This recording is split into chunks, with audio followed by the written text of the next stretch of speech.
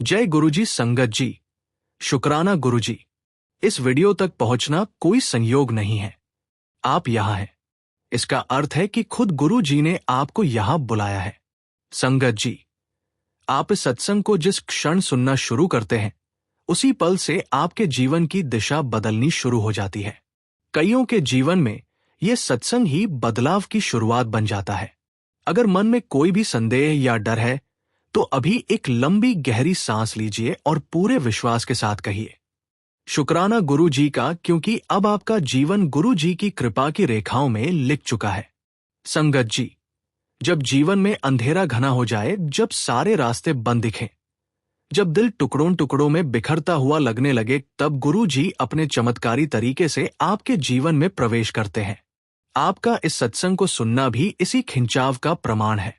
यदि आपने अब तक वीडियो को लाइक नहीं किया, तो कृपया कर लें और कमेंट में दिल से लिखिए, गुरुजी ने मुझे भी चुना है, ताकि आप अपनी कृपा को स्वीकार कर पाएं।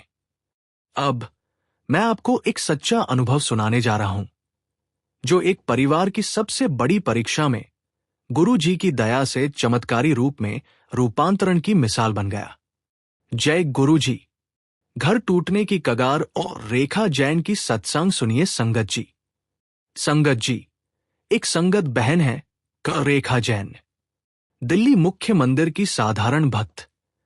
उनका परिवार शहर के मध्यम वर्गीय इलाके में रहता है। रेखा जी के पति आलोक का व्यापार तेजी से गिरने लगा। घर में हर तरफ उदासी, चिंता, अनबन का माहौल बन गया। बेटी स्वाति और बेटा रजत दोनों पढ़ाई के दबाव और घर की कड़वाहट के कारण अलग थलग रहने लगे। इधर आलोक जी व्यापार में नुकसान की वजह से गुस्से में रहते, घर के सभी सदस्यों से नाराज रहते। रेखा जी खुद मानसिक तनाव में थी। उमा, पत्नी और गृहिणी तीनों भूमिका निभाते निभाते थक चुकी थी। रात रात भर रोती थी और बस यही सोचती थी, गुरु जी अब कुछ ऐसा कर दो कि सब ठीक हो जाए। आलोक जी का व्यापार डूबने लगा तो कर्ज के जबरदस्त नोटिस आने लगे। बैंक वाले धमकी देते, अगर एक महीने में पैसे नहीं लौटाए तो घर की जब्ती हो जाएगी। साले बहनोई, रिश्तेदार सबने साथ छोड़ दिया। तुमने अपने परिवार को बर्बाद कर दिया। ससुराल वाले ताना देते, तुम घर चलाने के लायक नहीं हो। मायके वाले कहने लगे। बेटी सवाल करती, मम्मी हम इतना दुख क्यों झेल रहे हैं? बेटा कहता, मैं पढ़ाई छोड़कर काम करूंगा, घर बचाना है। लेकिन रेखा जी बस रात रात भर गुरु जी के स्वरूप के सामने बैठकर रोती रहती। एक पुरानी संगत सहेली रोहिणी मिलने आई। उसने रेखा जी का चेहरा देख लिया। क्या बात है, रेखा जी ने सब कुछ खोलकर रख दिया। कर्ज, पति का तनाव, बच्चों की हालत। रोहिणी ने कहा, चल गुरु जी के दरबार चलते हैं। मेरे सारे संकट वहीं हल हुए हैं। सवेरा हुआ और संगत के दिन रेखा जी पहली बार गुरु जी के बड़े मंदिर पहुंची। गुरु जी संगत के बीच विराजमान थे। संगत के बाद सेवा वालों ने रेखा जी को गुरु जी के पास बुलवाया। गुरु जी ने सहजता से पूछा, क्या चाहिए बेटी? गुरु जी, घर टूटने की कगार पर है। पति की नौकरी गई, कर्ज है, बच्चों का भविष्य अधर में है। मैं पूरा टूट गई हूं। गुरु जी ने गहरी नजर से देखा, बेटी चिंता मत कर, सब ठीक हो जाएगा। मुझ पर भरोसा रख। पति को चाय में एक तुलसी पत्र डालकर पिलाना। संकट में सेवा करना, अपनों के लिए प्रार्थना करना, यही समाधान है। रेखा जी ने विनम्रता से प्रणाम किया और बाहर आ गई। पहले ही सप्ताह आलोक जी को एक पुराने दोस्त का फोन आया, भाई पार्टनरशिप में नया ऑर्डर मिल रहा है, तुम्हारा तजुर्बा चाहिए, पैसे मुझे लगा देने हैं, साथ काम करते हैं। 3 महीने में व्यापार चल पड़ा। कर्ज की आधी रकम दोस्त ने चुका दी। घर की जब्ती टल गई। बेटी स्वाति ने बोर्ड परीक्षा में टॉप किया। सभी टीचरों ने तारीफ की। मम्मी, मैंने रोज गुरुजी के स्वरूप के आगे प्रार्थना की और मिठाई चढ़ाई। सचमुच सब बदल गया। बेटा रजत को एक स्पोर्ट्स टीम में चयन मिल गया। गुरु जी की सेवा करते करते रेखा जी को भीतर से शांति और शक्ति मिली। तीसरे महीने के एक रविवार संगत के बाद गुरुजी से दोबारा मुलाकात हुई।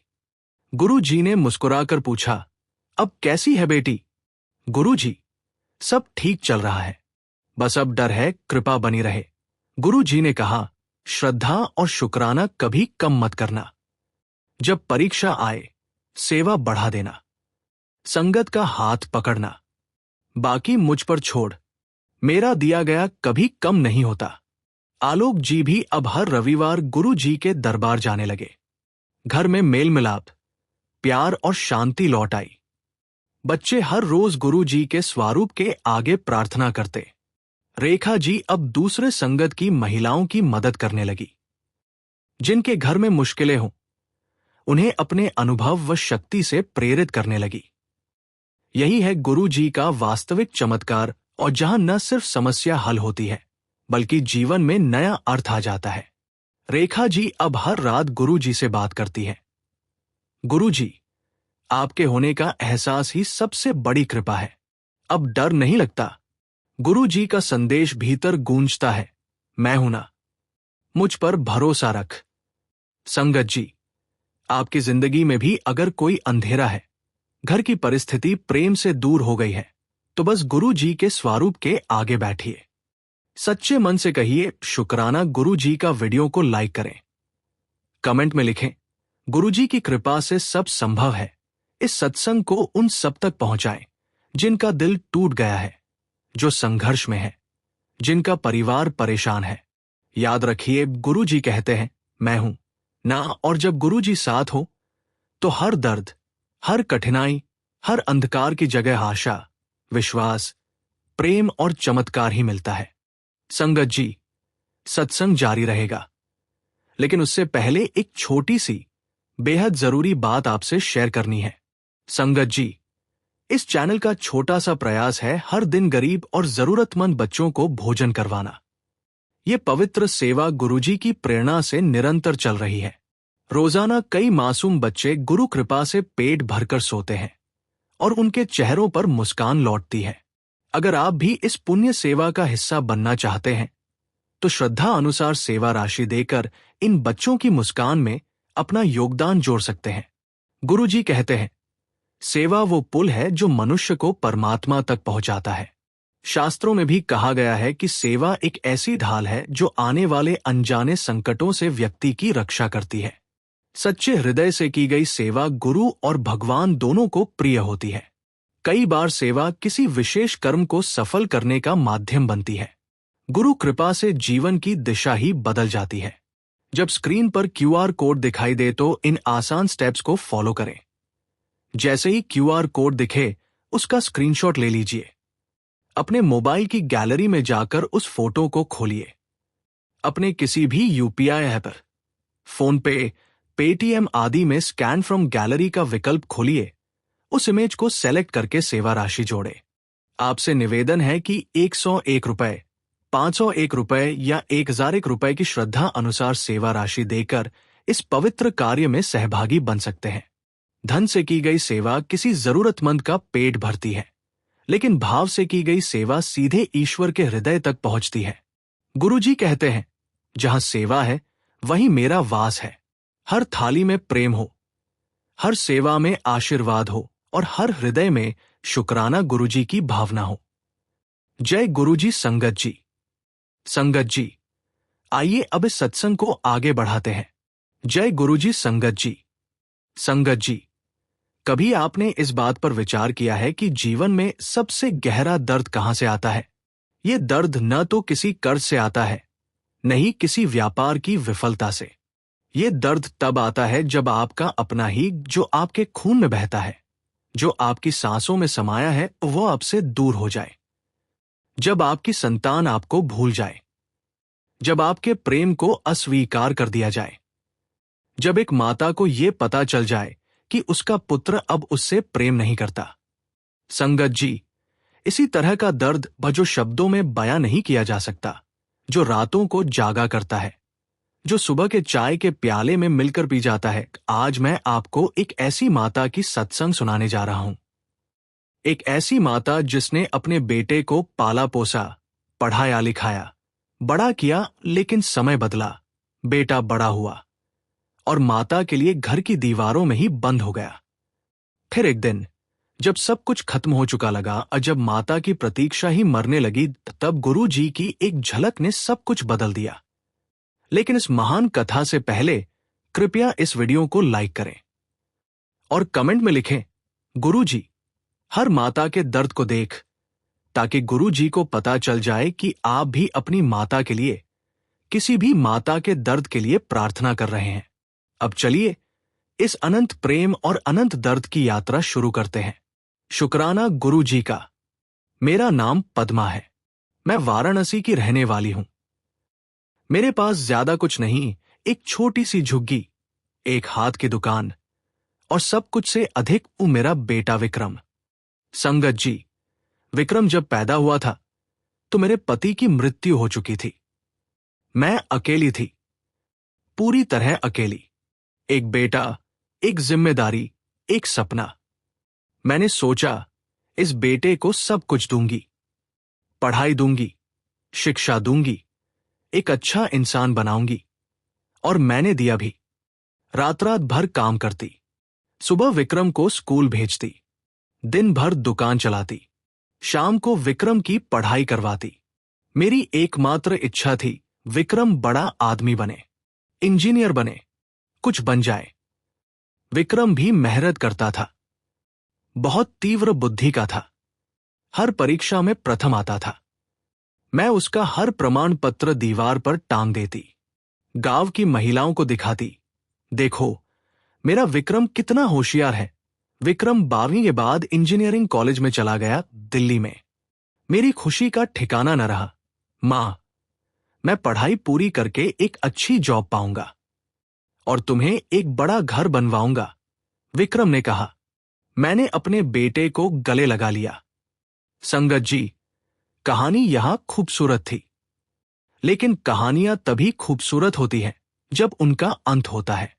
विक्रम की पढ़ाई पूरी हुई, एक बड़ी कंपनी में नौकरी मिली, वेतन अच्छा था, घर भेजता था।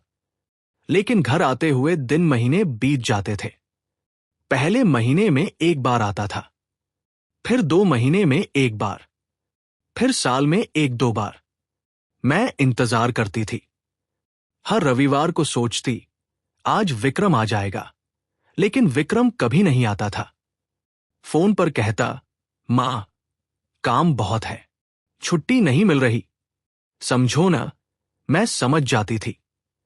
लेकिन मन कैसे समझे? धीरे धीरे विक्रम का घर आना ही बंद हो गया। फोन भी कम करने लगा। मां, मैं बहुत व्यस्त हूं, बाद में बात करेंगे, कहकर फोन रख देता। मेरा हृदय कितना भी टूटता, मैं बस मुस्कुरा देती। एक दिन मैंने पड़ोसन से कहा, शायद मैंने उसे बहुत स्वतंत्र कर दिया, शायद मुझे उसे और कड़ा हाथ से पकड़ना चाहिए था। पड़ोसन ने कहा, नहीं, तुमने बहुत सही किया, बस दुनिया ने उसे बदल दिया। लेकिन मैं तो अपने आप को ही दोषी मानने लगी। मैंने उसे पैसों के लिए भेज दिया, मैंने उसे बहुत ऊंची तालीम दी, मैंने उसे इतना कामयाब बना दिया कि वो मुझे भूल गया। रातों को बिस्तर पर लेटकर रोती थी, सुबह उठकर अपने को संभालती थी। एक दिन विक्रम का फोन आया, मां, मेरी शादी तय हो गई है, शनिवार को हम वाराणसी आ रहे हैं, अरेंजमेंट कर दो, बस इतना। फिर फोन कट गया। मैंने सोचा, अरे, कम से कम मेरे बेटे को अपनी माता के हाथों से शादी होगी, थोड़ी खुशी आ गई। लेकिन शनिवार को जब विक्रम आया तो सब कुछ अलग था। एक सुंदर सजी हुई लड़की अपने साथ ला रहा था, ढेर सारे रिश्तेदार, मेहमान। मैंने विक्रम को गले लगाना चाहा। विक्रम ने कहा, मां, बाद में, अभी सब सेटिंग को देख ले। और मेरी बाह हवा में ही रह गई। शादी हुई, दहेज दिया, सब ठीक रहा। लेकिन विक्रम की नई दुल्हन को देखकर मेरे दिल में एक अलग ही दर्द हुआ। ये लड़की अब मेरे बेटे की पत्नी है, मेरी जगह ले लेगी। मेरा विक्रम अब मेरा नहीं, उसका होगा। शादी के अगले ही दिन विक्रम दिल्ली चला गया। नई दुल्हन को साथ ले गया। मेरी झुग्गी फिर से खाली हो गई। संगत जी, अगले 3 साल जिनमें मैंने विक्रम को कभी अपने सामने नहीं देखा। वो कभी घर नहीं आया। एक बार शादी के 2 साल बाद उसकी बेटी मेरी पोती पैदा हुई। मैंने उसे फोन किया, विक्रम, मैं अपनी पोती को देखना चाहती हूं। उसने कहा, मां, अभी बहुत छोटी है, बाद में ले आऊंगा। ये बाद में कभी नहीं आया। मैं एक माता से एक अकेली औरत बन गई, जो न तो माता की भूमिका निभा सकती थी, न ही किसी और की। मेरी दुकान भी बंद होने लगी। कौन काम करे? दिल किसका है? एक दिन मैं सड़क पर बैठ गई। हां, सड़क पर, और रो पड़ी। कोई भी नहीं था, कोई नहीं सुनता था। सिर्फ गलियों में गूंजते हुए हजारों आवाजें सुनाई दी, लेकिन मेरा बेटा कहीं नहीं था। उसी दिन एक बुजुर्ग महिला मेरे पास बैठ गई। क्या बात है बेटा? मैं सब कुछ बता गई। मेरा बेटा, मेरी अकेलापन, मेरा दर्द। वो महिला सुनती रही। फिर उन्होंने कहा, बेटा, गुरु जी है ना, उनके दरबार चल, वो सब ठीक कर देंगे। गुरु जी? मैंने कहा, क्या सचमुच कोई है जो माता के दर्द को समझे? हां बेटा, गुरु जी सब समझते हैं, सब देखते हैं। और वह महिला मुझे दिल्ली गुरु जी के मंदिर ले गई। संगत जी, जब मैंने गुरु जी को देखा, मैं रो पड़ी। ऐसा नहीं कि कोई नया दर्द आया, बल्कि अनंत काल का दर्द, सारा का सारा, एक पल में बाहर निकल आया। मैंने गुरु जी को देखा और सब कुछ याद आ गया। मेरा बेटा, मेरी पोती, मेरी अकेलापन, मेरा त्याग, मेरी माता होने का दर्द। संगत के बाद किसी ने मुझे गुरु जी के पास ले गया। गुरु जी ने मेरी ओर देखा, बस देखा, कोई सवाल नहीं, लेकिन उन नजरों में ऐसी समझ थी कि मैं सब कुछ भूल गई। फिर गुरु जी बोले, दर्द है? मैंने हाँ कहा, बेटा, माता का दर्द ये सबसे पवित्र दर्द है। ये दर्द ही प्रेम है, ये दर्द ही प्रार्थना है। मैंने गुरु जी से पूछा, गुरु जी, क्या मेरा बेटा कभी वापस आएगा? गुरु जी मुस्कुराए, बेटा, बेटा तो आएगा, लेकिन पहले तुम्हें अपने दिल में से बेटे को आने देना होगा। क्या मतलब? गुरु जी, जब तुम अपने दिल से बेटे को ईश्वर को समर्पित कर दोगी, जब तुम सोचोगी कि वह मेरा नहीं, सबका है, तब वो तुम्हारे पास वापस आ जाएगा। क्योंकि जो देखभाल की अपेक्षा करता है वह आता है, लेकिन जो बिना अपेक्षा के प्रेम करता है वो कभी दूर नहीं जा सकता। मैं समझ गई। गुरु जी ने कहा, रोज मेरे स्वरूप के आगे बैठ, अपने बेटे को मेरे हाथ में समर्पित कर और कहना, गुरु जी, ये बेटा तुम्हारा है, मैं सिर्फ एक माता हूं। फिर देखना, सब कुछ बदल जाएगा। गुरु जी ने मेरे माथे पर हाथ रखा और सब कुछ हल्का हो गया। संगत जी, उस दिन के बाद मैंने हर दिन यही किया। हर सुबह गुरु जी के स्वरूप के आगे बैठती और कहती, गुरु जी, ये मेरा बेटा नहीं, तुम्हारा है। मैं सिर्फ उसकी माता हूं, तुम उसकी रक्षा करो। 1 महीने बाद विक्रम का फोन आया, मां, कैसी हो? बस इतना, लेकिन उन 2 शब्दों में ऐसी मिठास थी। मैंने कहा, ठीक हूं। बेटा, तुम कैसे हो? ठीक हूं मां। घर याद आया, ये घर याद आया। संगत जी, मेरे लिए असीम प्रेम के जितने शब्द थे, मैंने सिर्फ यही कहा, आजा बेटा, माता तुम्हारी प्रतीक्षा में है। अगले ही हफ्ते विक्रम अपनी पत्नी और बेटी को लेकर घर आ गया। छोटी सी बेटी, मेरी पोती, जिसे मैंने कभी नहीं देखा था। मैंने अपनी पोती को गोद में उठा लिया और रो पड़ी, लेकिन इस बार दर्द का रो नहीं था, खुशी का रो था, मिलन का रो था, माता बेटे का रो था। विक्रम ने मुझे गले लगा लिया। माता, क्षमा कर दो, मैंने तुम्हें कितना भुलाया था। मैंने कहा, बेटा, कोई बुरा नहीं है, सब कुछ गुरु जी की कृपा है। विक्रम अब घर पर और भी समय बिताने लगा। उसकी पत्नी को पद्मा से लगा हो गया। बेटी दादी के साथ खेलती थी। गांव की महिलाओं ने कहा, पद्मा, देख, तेरे बेटे ने आखिरकार घर लौट आया। पद्मा ने सबको एक ही बात कही, गुरु जी की कृपा है, बस गुरु जी की कृपा है। विक्रम भी अब गुरु जी के दरबार में आने लगा। अपनी पत्नी को भी लेकर आया। उसने गुरु जी को प्रणाम किया।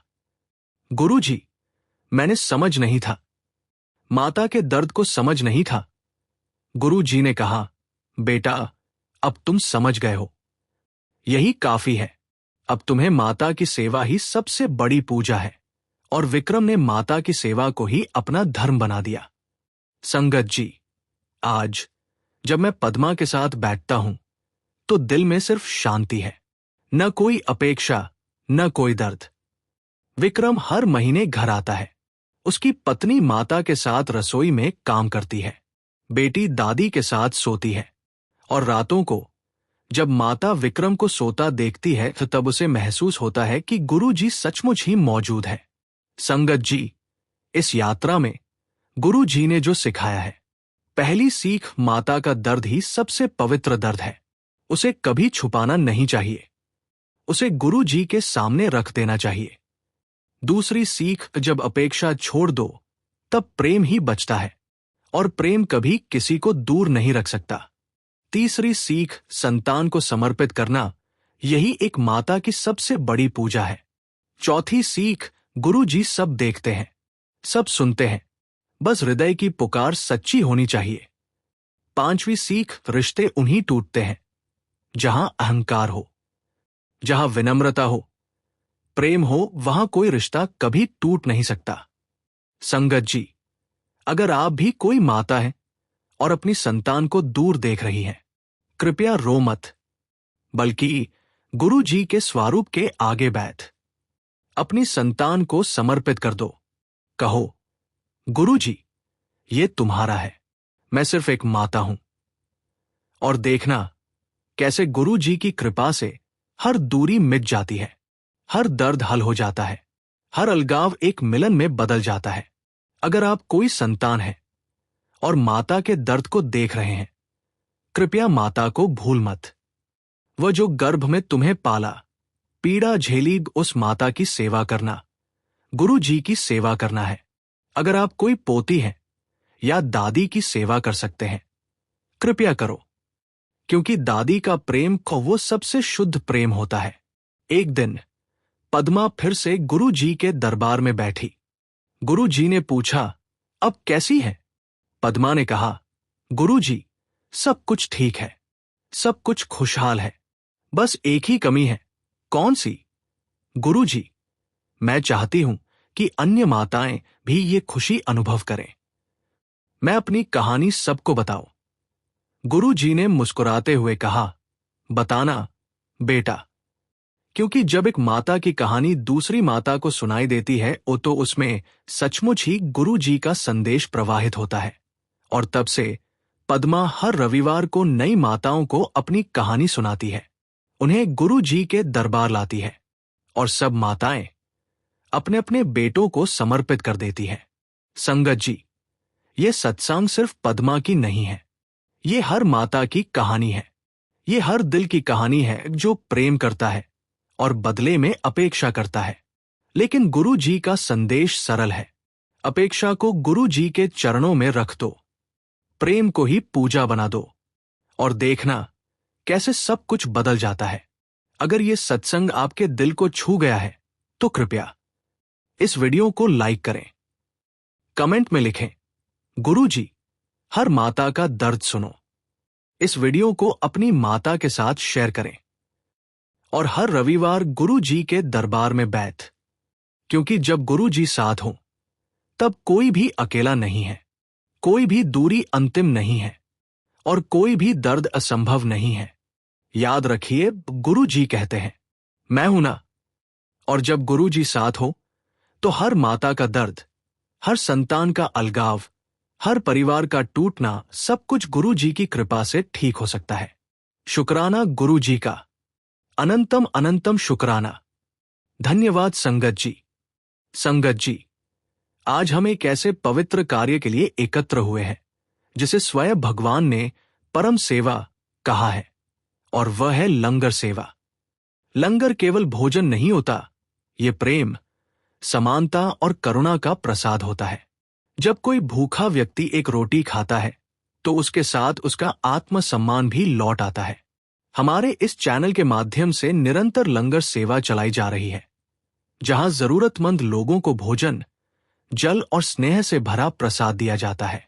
संगत जी, ये सेवा अब और विस्तारित की जा रही है ताकि अधिक से अधिक लोगों तक अन्न का आशीर्वाद पहुंच सके।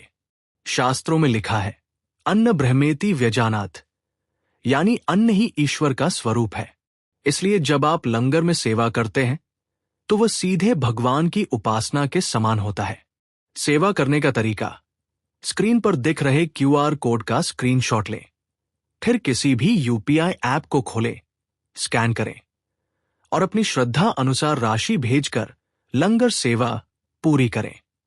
संगत जी, आपके द्वारा की गई हर सेवा किसी के जीवन में मुस्कान बनकर उतरती है, किसी के थके हुए शरीर को भोजन देती है, किसी मां की चिंता मिटाती है और किसी बच्चे के चेहरे पर खुशी लाती है।